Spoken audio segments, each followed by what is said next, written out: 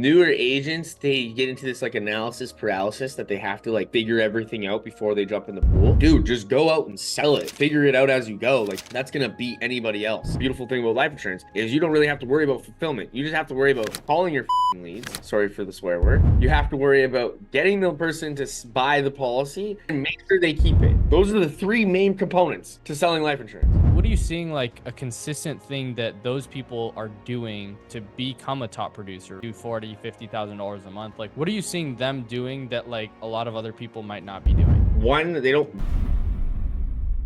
What is going on, guys? Welcome back to another episode of the Life Insurance Telesales Mastery Podcast. I'm your host, Johnny Nitafan, and in today's episode, we have a super special guest coming in from all the way across, like not even in the same country, a completely different country. In Canada, we got Chase McAllister. What's going on, dude?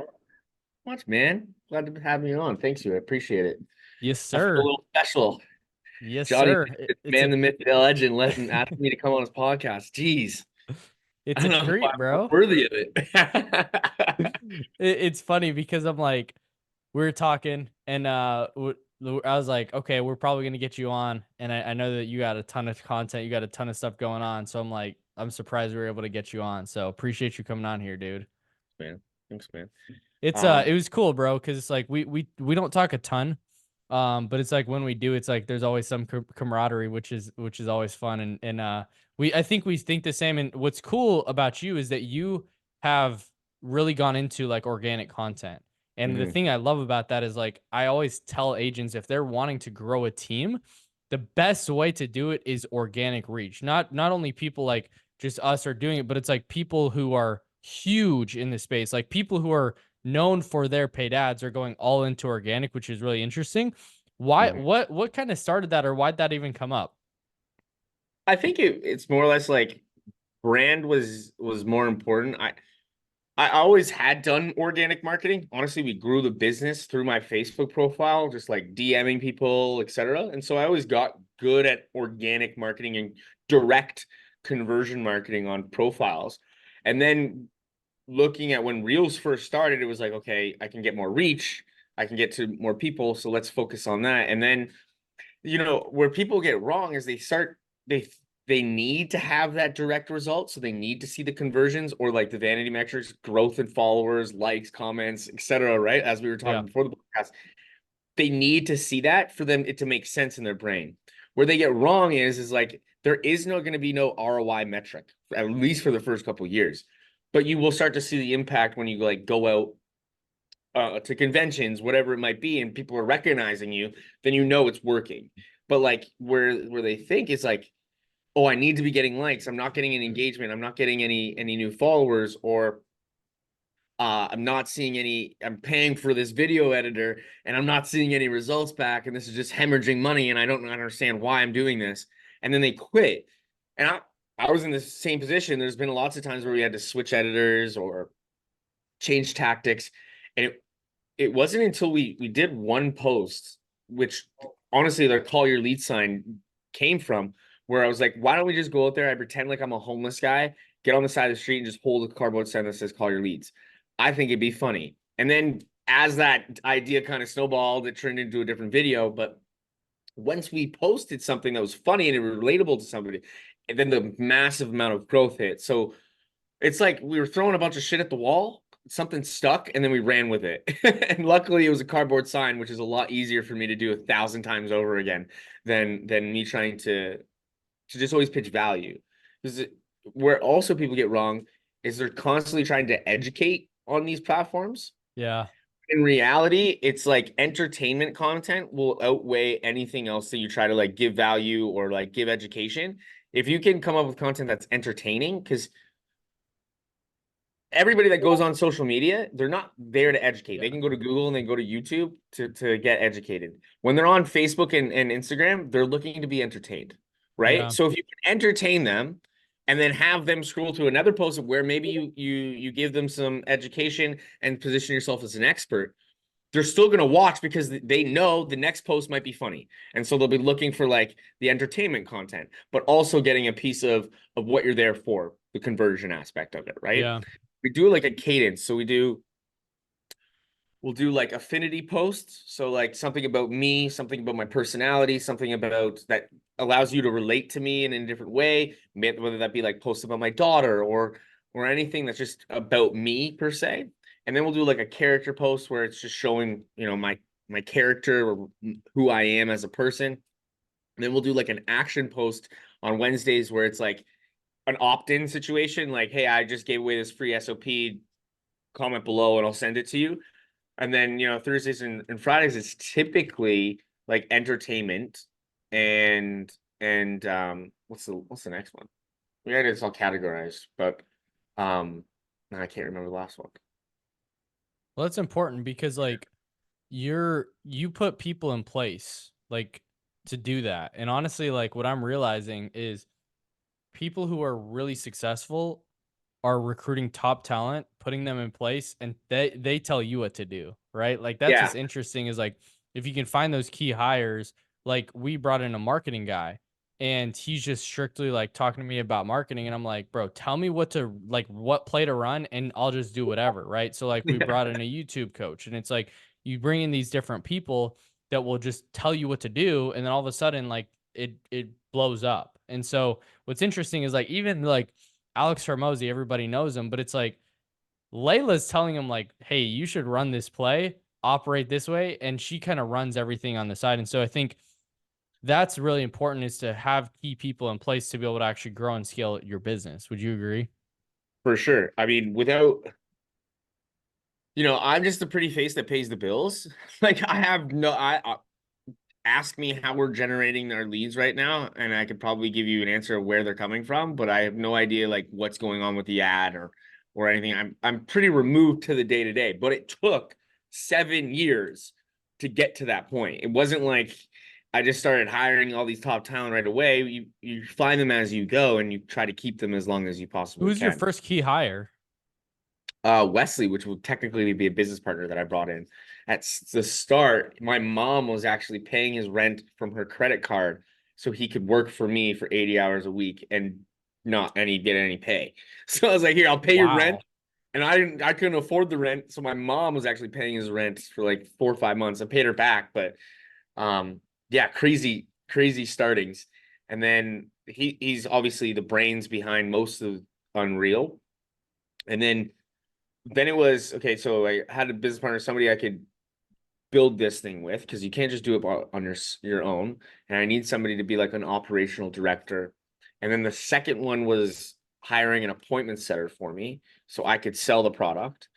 And then the third was CSM. So we hired somebody to help manage the clients that we were selling.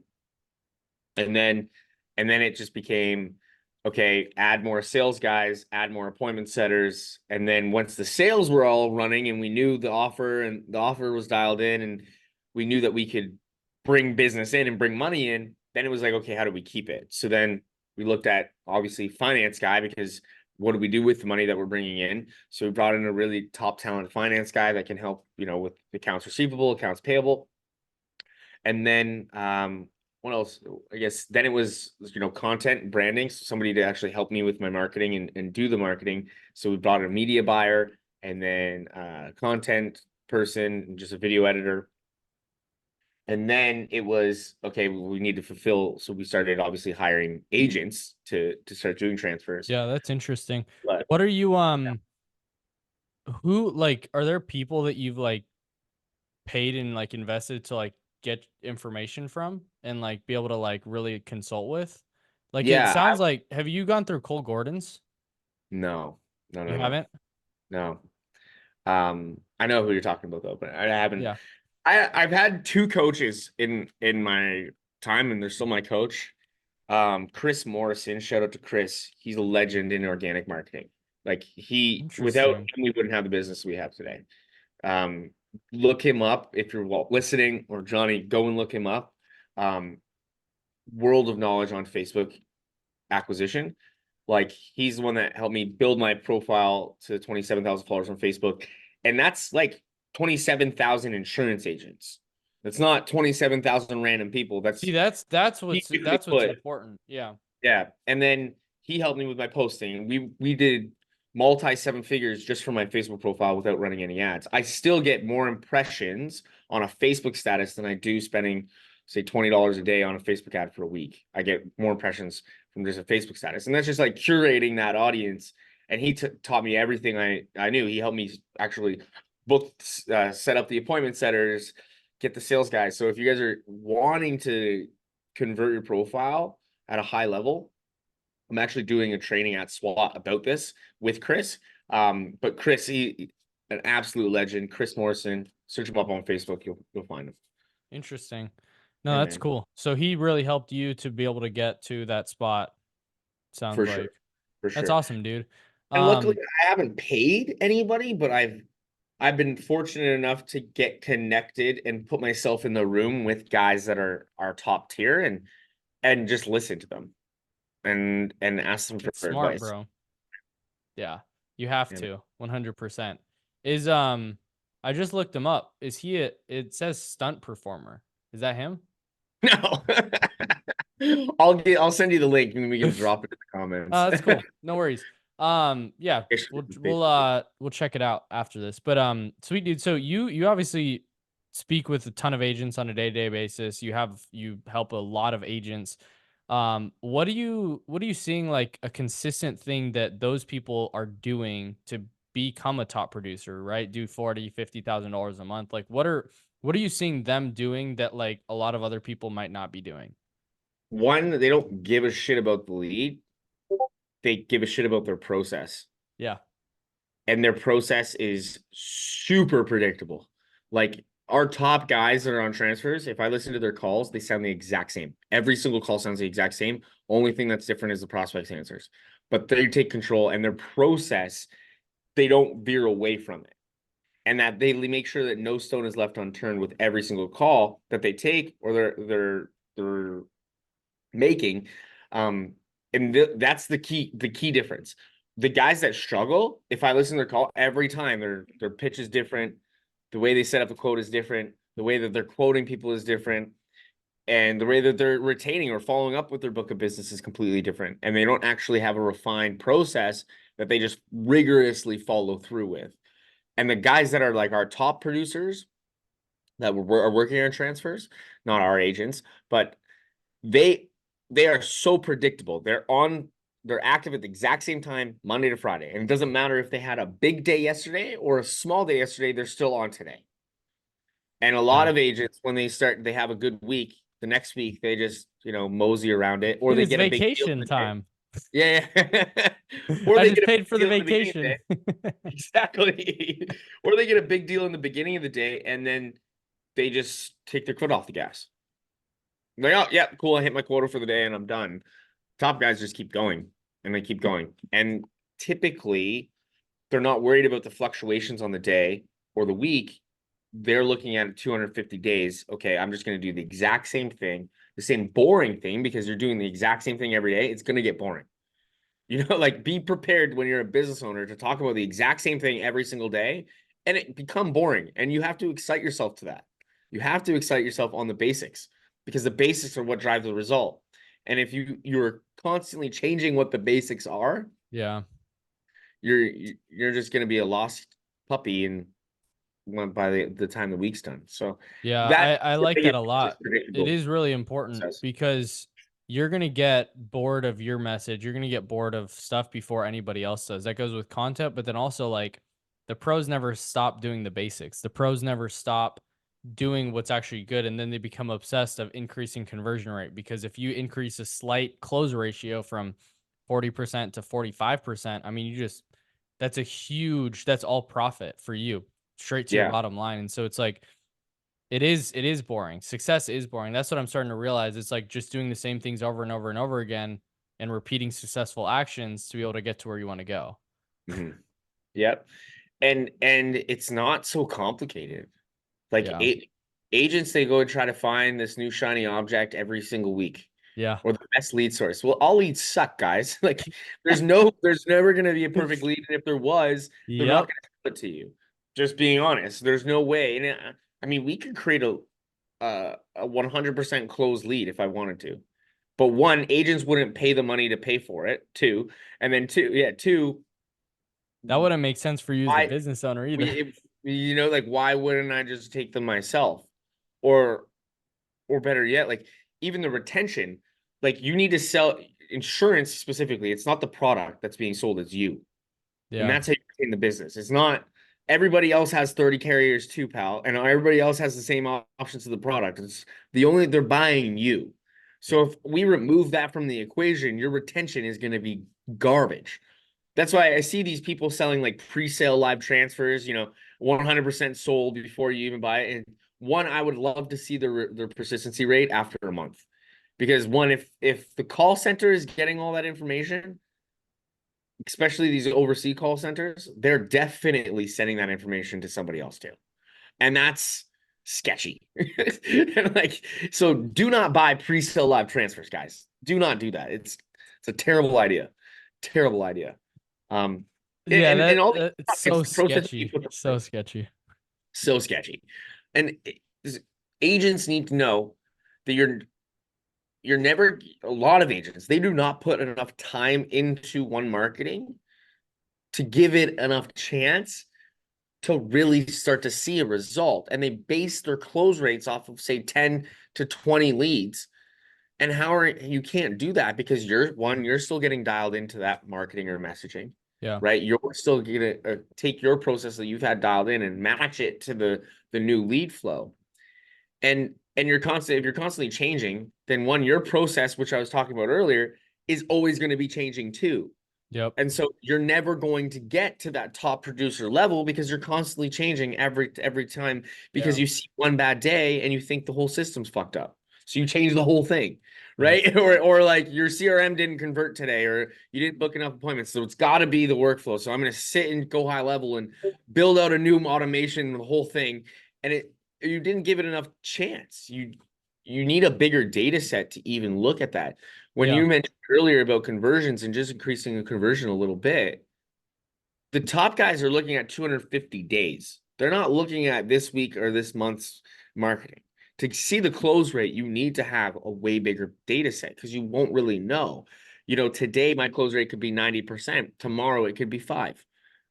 And so you need to have a decent amount of time and agency to give themselves as well as marketers, or if they're even running their own ads, their time. Give Facebook the time to start converting those things.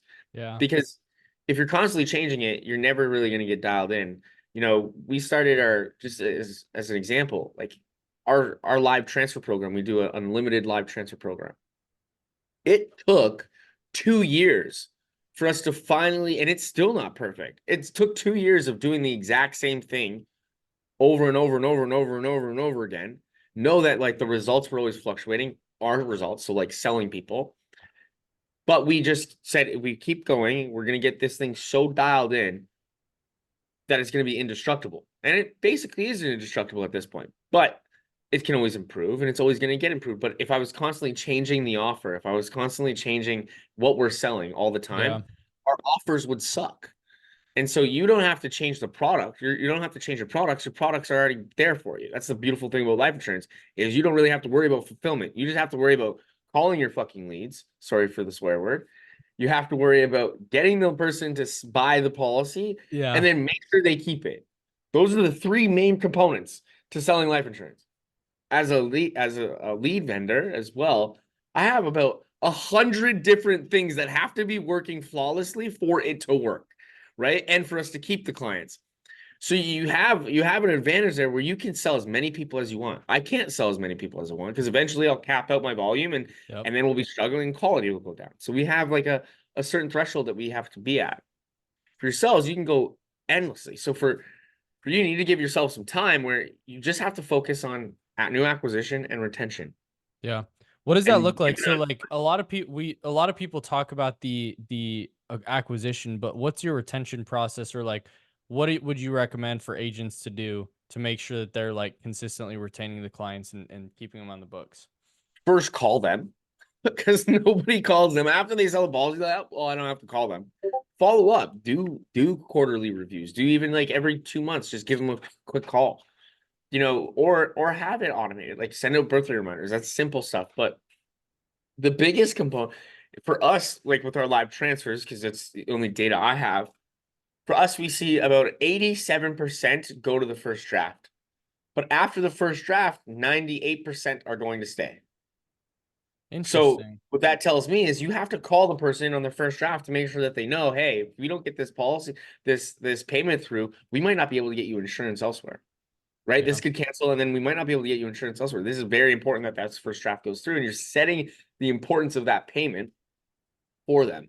And then following up with them, like, congratulations. Looks like we're the first payment through, you're fully covered now, et cetera, et cetera, et cetera. Agents do not do that.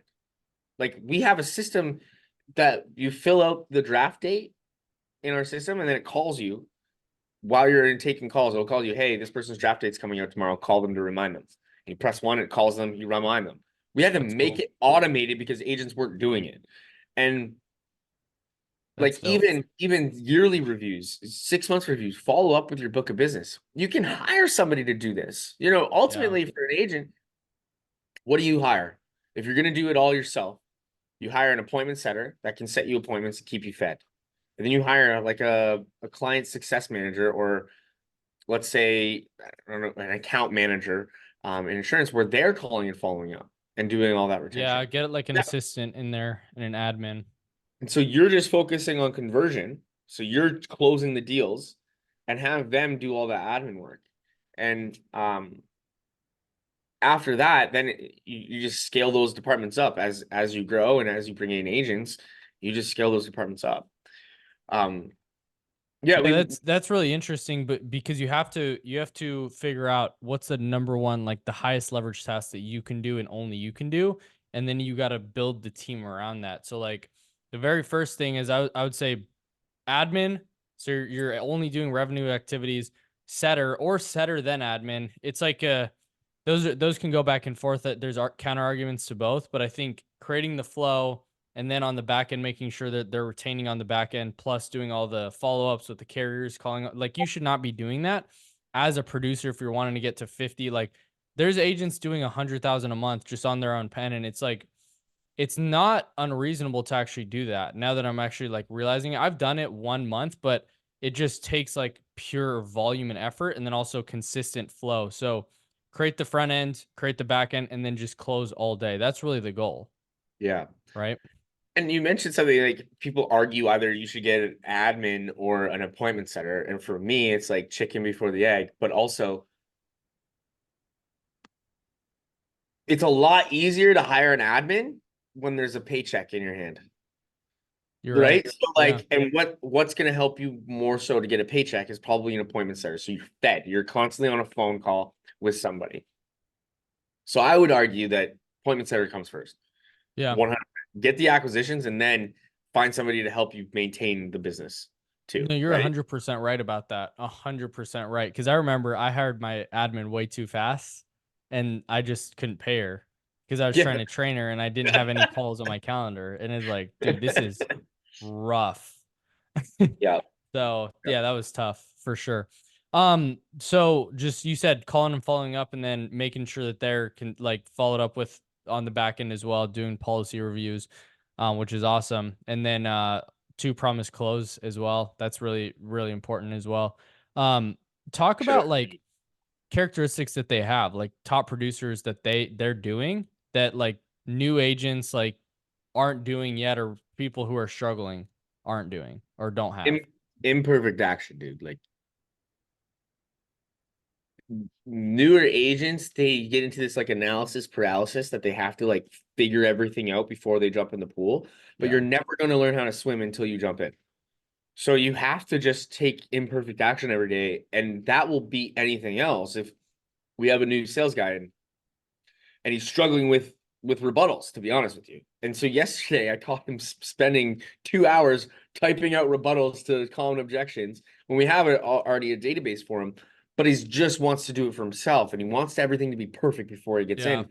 But it ultimately, if he just kept him fed with as many calls as he possibly could, he's gonna go through all the no's and he's finally gonna see a yes, right? And and a lot of agents, they want to find the perfect lead, they want to find the perfect system, they have to get their CRM set up, they have to learn every single carrier and everything that it does before they even go out and sell it. dude, just go out and sell it and figure it out as you go. Like that's gonna beat anybody else because the guys that do want to make it perfect are sitting on their ass and not making money. So go out there and just take action all the day. Wetmore says this perfectly. Like, if you just called your leads every single fucking day, and like got to say 15 to 20 guys that you speak to every single day, Yeah. you will outperform the best closer. You can be a terrible closer, but if Yeah. your volume's high, inevitably you're gonna get yeses. So if you're new, you just have to get high volume, and eventually your close rate's gonna go up, right? That's kind of what we were saying earlier. Yeah. 100%, man. As we kind of land the plane here, dude, what's advice for an agent that's struggling out there, dude? To actually become a top producer. I guess the biggest piece of advice that I could give, probably the most important piece of advice that I could give, one of the pieces of advice that I stuck with me, it's just call your fucking leads. That's all I'm gonna leave you with. Like, just call your fucking leads, guys. It's that simple. Yeah. It's not rocket science. Stop trying to make it rocket science. Just Yeah, call your leads. 100%. There's an agency owner that's doing about I think 2 million a month now, and he was talking to me about his stats, and he was saying that almost 50% of the closes that they have come after the 15th day, from 15 to like 30 days, 15 to like 40 days.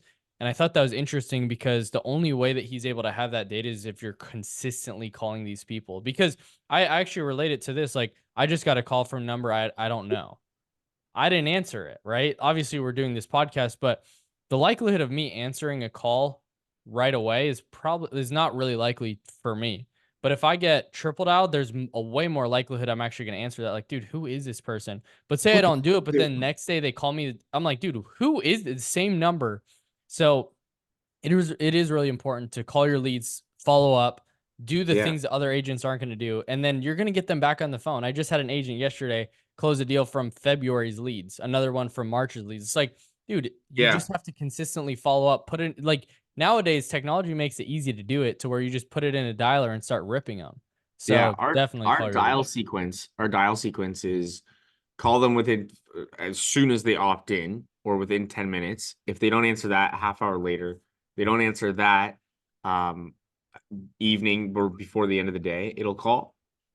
And then every day for 14 days, morning and evening, alternating, it will call them until they pick up. And typically we see a lot, and basically aligned with your friend's stats, is from the 12th to 13th day is really where we get most of the people on the phone. And I would bet that agents stop after the third day. Oh, these leads suck. I'll just wait for the fresh one, right? But like we try to go through our lists at least every day and reset them. Try to hit every single person that's in that database every day until they answer and be pulled out of it. Yeah, they're just not putting in enough activity on each and every contact. Yeah. They're missing the boat. They're only typically agents are just going after that new lead that comes into their pipeline. They're like, yeah, I'm going to call them 4 or 5 times when you should have called Buddy that opted in last week 4 or 5 times. You probably picked up, right? Yeah. Yeah. 100%. Dude, where can people follow you if they're not already? Yeah, chase.unrl at Instagram. I think it's on YouTube, the same thing. And then Facebook is just Chase McAllister. Boom. If you haven't already subscribed to the channel right now, comment down below what you guys are going to take away. Share this on the things that you're watching, right? If you're on Instagram, if you're on Facebook, like share it, tag us, and we'd love to repost that as well. So hopefully, I mean, tons of agents see this one. So guys, if you haven't already, again, subscribe right now to the channel. Share this with a friend if you found it valuable, and we'll see you guys on the next one. Call your Peace. fucking leads.